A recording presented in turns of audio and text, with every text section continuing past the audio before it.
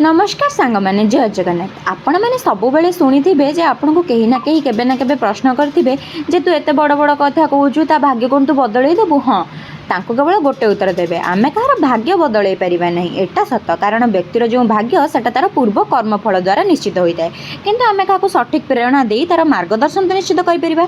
कौन जना अछि जे आपनकर से कार्य पई तार किछि कर्म भल होई जीवनी बोली जीवन रे जेबे भी सुजोग मिलिबो कथारे अछि परा अन्यर सारथी हेबाक चेष्टा करिवो स्वार्थी नुह सारथी हवा भी आज समय भारी जटिल कथा किंतु निजे जदि बारंबार भूल रु शिखिथिबा तेबे आमे सेतिकी ही सामर्थ्य होई जाइथिबा जे काहाकू ठीक उपदेश देई परिबा।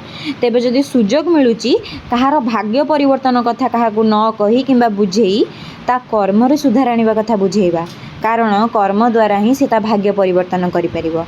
कर्म द्वारा ही से सब किछि हासिल करि परिबो जहा से जीवन रे चाहूची। कोन ठीक कहली तो आपनका मतामत निश्चित कमेंट जरिए जणेबे। रहउची देखाबा गोटे वीडियो।